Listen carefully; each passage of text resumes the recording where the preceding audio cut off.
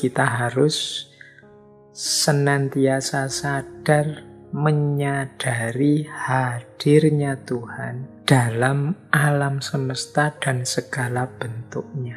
Dalam apapun yang ada di sekeliling kita, kita bisa membaca hadirnya Allah. Baik dalam hal jalaliyahnya maupun dalam hal jamaliyahnya.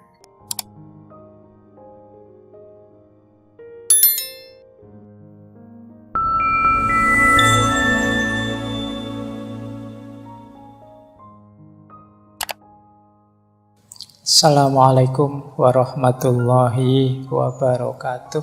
Bismillahirrahmanirrahim. Nah, terus gimana cara memahami alam yang tepat? Ini Syed Hussein Nasr menunjukkan ini loh beberapa model berpikir, model filosofi yang positif, konstruktif terhadap alam. Yang pertama, untuk memahami alam, Syed Hussein Nasr mengajukan, mari kita pahami makna universal Islam. Makna universal Islam itu kan makna kepasrahan kepada Tuhan. Jadi justru ciri utama nanti ekologi dalam Islam itu adalah relasinya tidak hanya manusia dengan ekosistemnya, tapi ada satu variabel yang sering dilupakan, yaitu Tuhan. Memahami makna universal Islam itu seperti apa? Makna universal Islam itu secara umum ada 3, kata Syed Hussein Nasr. Yang pertama adalah kepasrahan, kepatuhan kita sepenuhnya kepada Allah, pada Tuhan. Yang kedua, kita terima sepenuhnya segala ketetapan Allah melalui fitrah-fitrah, sunnatullah, kodoknya terhadap alam semesta. Dan yang ketiga, seorang muslim itu selalu menghubungkan isinya alam semesta, segala peristiwa dalam hidupnya dengan keberadaan Allah. Berarti ketika kita berhadapan dengan alam, sebagai muslim sejati kita harus menerapkan 3 ini. Yang pertama apa? Yang pertama itu patuh dan pasrah. Jadi patuh dan pasrah itu ya ilustrasinya kita ini kan oleh Allah ke muka bumi ini ada amanat-amanat sebagai hambanya, sebagai khalifahnya. Kita harus momong diri kita sendiri dan juga momong lingkungan kita. Ini amanat dari Allah. Dan kita pasrah, sami'na wa ata'na. Itulah Islam. Yang kedua, Allah ini kan menetapkan berbagai sunnatullah dalam hidup ini, baik berhubungan dengan manusia maupun berhubungan dengan alam.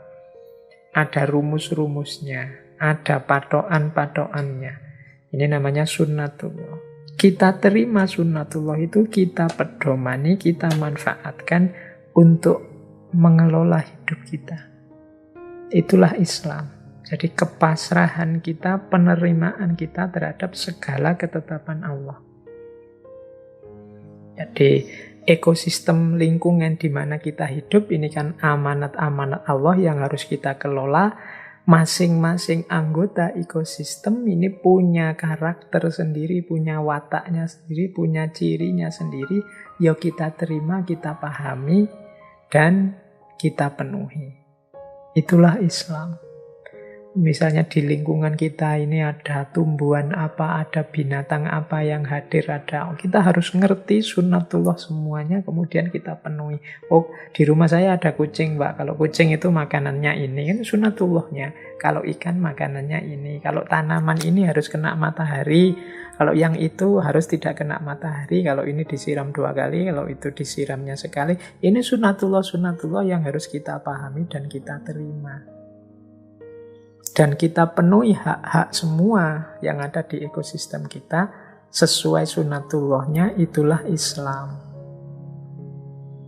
Dan yang ketiga, Islam itu berarti apapun isinya ekosistem kita, saat kita berinteraksi dengan mereka, Jangan berhenti di mereka atau berhenti di kita, sambungkan selalu dengan hadirnya Tuhan. Tuhan yang selalu mengawasi, Tuhan yang selalu menjadi bagian dari alam semesta, Tuhan yang ada di mana-mana, dan lain sebagainya. Jadi, ekosistem kita, lingkungan kita dengan segala isinya, hakikatnya menunjukkan hadirnya Tuhan, menunjukkan adanya Tuhan yang maha kuasa, yang maha indah, yang maha segalanya. Itulah Islam. Berarti seorang muslim itu ketika berhadapan dengan alam, dia harus melakukan 3 hal. Menjalankan amanat Allah sebagai khalifahnya. Kepasrahan total terhadap tugas dan tanggung jawab yang diberikan oleh Allah. Kemudian yang kedua, menerima dan memenuhi segala hal yang ada di lingkungan sekeliling kita sesuai fitrah atau sunnatullahnya. Dan yang ketiga, menjadikan semua yang ada di ekosistem itu jalan kita untuk semakin dekat, untuk selalu ingat kepada Allah. Inilah makna universal Islam kalau dihubungkan dengan relasi kita dengan alam, cara kita memahami alam. Nah, ini cara pertama. Jadi untuk memahami alam lewat 3 jalur tadi. Cara kedua, kata Syed Hussein Nasr. Lah untuk memahami sunnatullah tadi seperti apa Pak jalannya? Kata Syed Hussein Nasr ada 2. Maka itu untuk bisa kita memenuhi tugas sebagai khalifah, tugas mengelola alam, paham sunnatullah itu apa saja, kita harus mau membaca ayat-ayatnya Allah. Nah, ini yang sering saya sampaikan. Ayat-ayat Allah itu ada 2. Ada ayat-ayat qauli, ada ayat-ayat kauni.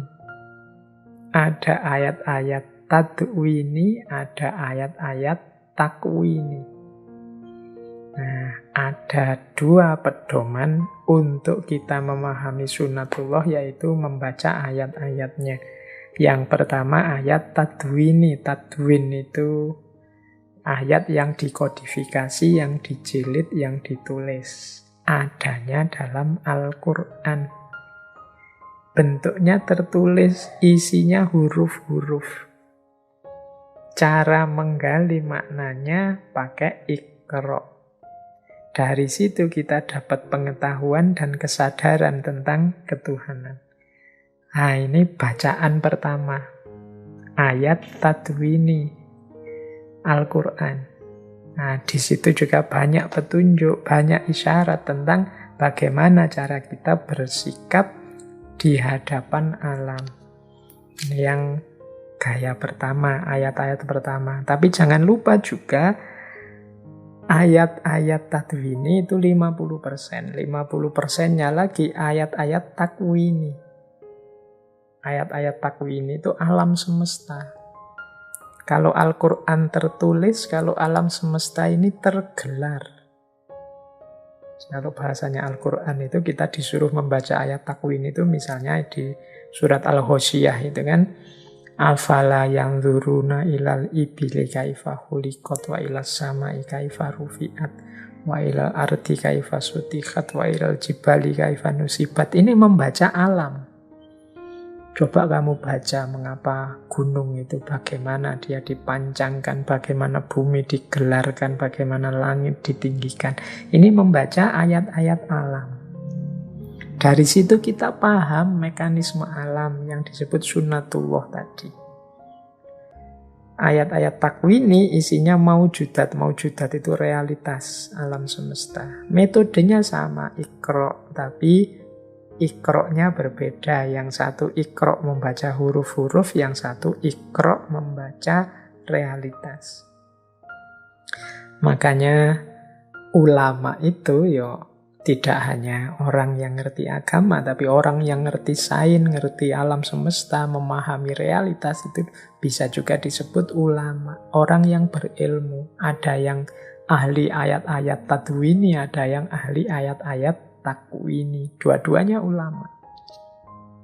Dan kita butuh untuk memahami dua-duanya. Dalam rangka apa?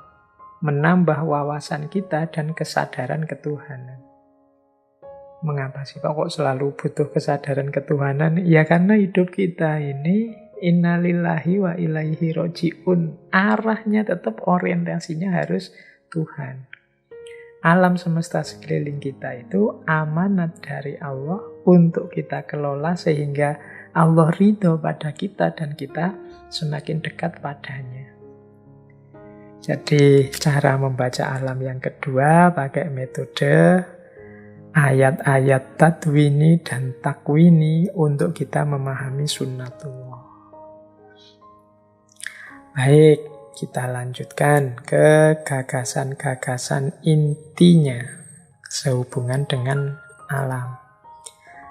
Nah, dari beberapa asumsi di atas, nanti Sayyid Hussein Nasr menyimpulkan perlunya kita memahami alam sebagai teofani. Semoga tidak bingung. Nanti kalau bingung ya diulangi lagi. Wong ndak ada yang maksa. Dan ndak ada ujiannya, pelan-pelan. Tidak harus 100% paham dan bermanfaat. Mungkin hanya paham 10-20%. Sedikit-sedikit sudah bisa membawa kita, mengantarkan kita untuk hidup lebih baik. Karena tema-tema ini tema-tema yang seperti saya bilang dulu eksistensial, menyangkut sukses tidaknya misi hidup kita di muka bumi. Bahkan tidak hanya misi hidup, tapi juga kenyamanan hidup di muka bumi, kesejahteraan hidup di muka bumi. Yang ini menjadi parameter besok kita selamat atau tidak di akhirat. Baik, kita lanjutkan. Nah, memahami alam sebagai teofani, menurut Sayyid Hussein Nasr itu kita harus senantiasa sadar menyadari hadirnya Tuhan dalam alam semesta dan segala bentuknya.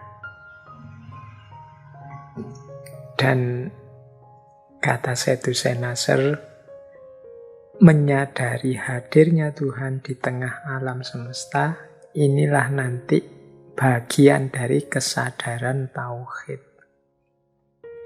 Kalau dalam kita bertauhid itu kan esensi segala hal itu kan Allah. Secara keseluruhan alam semesta ini yang merupakan ciptaannya Allah, sekaligus juga dia manifestasi dari sifat-sifatnya Allah.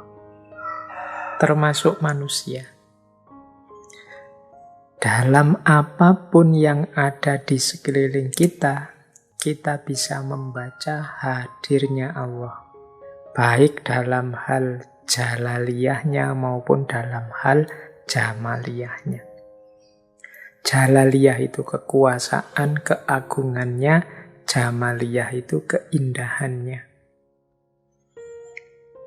Begitu kita melihat gunung yang hijau, yang indah, mungkin kita pas sedang naik gunung, di situ kita sedang menikmati gunung dalam aspek jamaliyahnya, keindahannya. Terus kita bilang subhanallah, betapa indahnya ciptaannya Allah. Ini berarti kita bisa merasakan hadirnya Allah di tengah alam semesta. Kadang-kadang juga terus gunungnya meletus. Betapa mengerikan letusan itu dengan wedhus gembelnya, dengan aliran laharnya. Kita bilang Allahu Akbar, betapa maha kuasanya Allah. Ini saat itu gunung itu sedang menampakkan jalaliyahnya Allah, kebesarannya Allah, keagungannya Allah. Berarti saat gunung itu sedang indah, kita bisa menikmati dan merasakan hadirnya Allah. Saat gunung itu menampakkan keperkasaannya, juga kita bisa merasakan hadirnya Allah dalam ciptaannya yang namanya gunung. Inilah yang disebut teofani. Jadi merasakan hadirnya Tuhan dalam segala sesuatu. Melihat apapun. Baik yang jenisnya indah-indah maupun yang jenisnya dahsyat-dahsyat. Kalau melihat yang biasa-biasa, Pak, menurut saya ndak indah juga ndak dahsyat. Mungkin engkau kurang teliti, bacaanmu kurang dalam. Alah Pak, wong ini cuma kucing aja biasa, saya tahu tiap hari ketemu dahsyatnya apa, indahnya apa. Coba kamu masuk lebih dalam lagi. Mungkin lewat jalur tatwini atau lewat jalur takwini coba kamu pelajari bagaimana mekanisme hidup sunnatullah, hidup seekor kucing. Mungkin kamu akan ketemu kedahsyatannya. Akan banyak cerita-cerita dahsyatnya karakter perilaku seekor kucing. Misalnya ada kucing yang tahan dalam kotak selama sekian waktu, tidak mati-mati. Ada yang bisa selalu menemukan tuannya lagi, macam-macam. Itu kan kedahsyatan seekor kucing. Begitu kita sadar kedahsyatan hidupnya, terus kita ingat pada yang menakdir itu, yang menciptakan itu. Jadi adanya segala sesuatu menyadarkan kita, menghadirkan Tuhan dalam diri kita. Ini membaca alam sebagai teofani. Jadi apapun yang kita lihat, mari kita kemudian masuk ke ranah ilahiyah. Sadar akan hadirnya Tuhan. Betapapun kan segalanya diciptakan oleh Allah. Dia hadir karena izinnya Allah. Itulah memposisikan alam sebagai teofani. Kalau kita ada dalam kesadaran teofani ini, ya pastinya kita tidak sembarangan lagi untuk menjajah alam hanya menuruti keinginan egois kita. Ini sebenarnya teorinya sederhana, tidak terlalu jelimet. Hanya saja untuk prakteknya kita butuh istiqomah. Kita butuh keseriusan, kita butuh kesadaran yang terus-menerus. Sampai nanti terbiasa. Makanya para wali itu kadang-kadang ada yang diceritakan dari mulutnya selalu muncul kalimat-kalimat baik, kalimat-kalimat thayyibah. Subhanallah, alhamdulillah, Allahu Akbar. Ini karena kesadaran ilahiyahnya sudah hidup dan istiqomah dalam dirinya. Melihat apapun, yang hadir dan muncul adalah Allah. Yang hadir dalam pikiran, dalam batin, di mulut, selalu saja tentang Allah. Nah ini berarti kalau hubungannya dengan alam, berarti memposisikan alam sebagai teofani. Sebagai manifestasi dari sifat-sifat Tuhan, manifestasi kehadiran Tuhan. Oleh karena itu nanti ada beberapa pandangan tentang sifat-sifat Allah menurut Syed Hussein Nasr yang penting kita sadari sehubungan dengan alam semesta ini.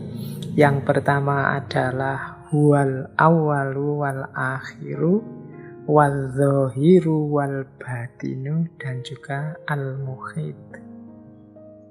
Allah itu yang awal, yang akhir, yang tampak, yang tersembunyi, dan yang meliputi. Ini sifat-sifat asma-asma Allah yang harusnya kita hidupkan, kita sadari waktu kita berinteraksi dengan ekosistem kita, lingkungan sekeliling kita. Jadi Allah itu yang awal dan yang akhir. Yang awal dan yang akhir itu bisa kita maknai segalanya, sumbernya dari Allah. Semua ini munculnya semuanya karena dari Allah, asal-usulnya dari Allah, dan nanti berakhir semuanya juga pada Allah. Jadi wal awalu wal akhiru. Berarti melihat apapun di sekeliling kita, misalnya melihat tumbuhan, melihat binatang-binatang, melihat keindahan lingkungan kita, kita sadar bahwa ini semua sumbernya dari Allah, dan pada akhirnya nanti semuanya juga kembali pada Allah. Huwal awalu wal akhiru, termasuk diri kita sendiri. Mungkin kita pas lagi ngoco, berkaca, lihat wajah kita yang sudah mulai menua atau usia kita yang bertambah, itu ya ada kesadaran huwal awalu wal akhiru. Semua yang aku rasakan, aku nikmati hari ini, sumbernya semuanya dari Allah, dan nanti pasti akan kembali ke Allah lagi. Nah, ini kesadaran yang harusnya kita munculkan. Jadi melihat apapun, kita sadar bahwa huwal awalu wal akhiru. Darinya lah semua bermula, dan padanya lah semua nanti akan berakhir. Melihat sesuatu yang indah, subhanallah, huwal awalu wal akhiru. Keindahan ini asalnya dari Allah, dan pada akhirnya nanti akan kembali juga pada Allah. Kedahsyatan ini akhirnya kembali kepada Allah, semula awalnya dari Allah. Hidup di dunia ini sifatnya berputar, kalau pakai istilah Jawa, cokro manggilingan. Tidak akan mungkin tidak enak terus, dan tidak akan mungkin juga enak terus. Semuanya tentatif, dan semuanya berawal dari Allah, kembali ke Allah. Kemudian Allah juga adz-dzahiru wal batinu. Allah yang tampak dan yang tersembunyi. Yang zahir tampak ini ya jangan salah paham. Itu seperti tadi. Allah itu menampakkan dirinya lewat ciptaannya, menampakkan sifat-sifatnya lewat makhluknya.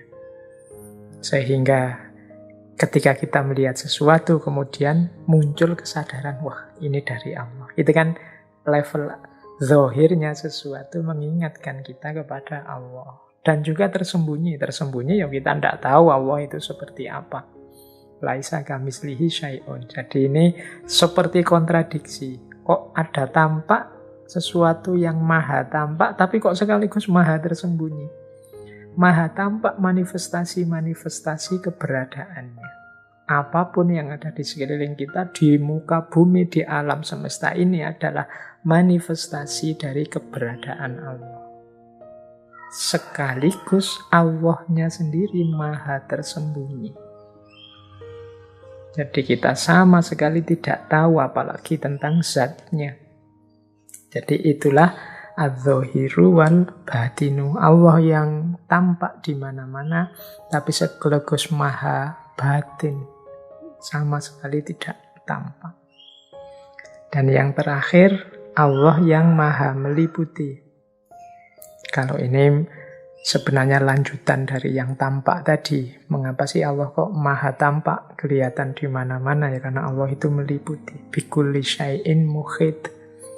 Allah ada di mana-mana. Ainama tuwalu fasamma wajhallah. Jadi kemanapun kau berpaling, di situ engkau lihat Allah.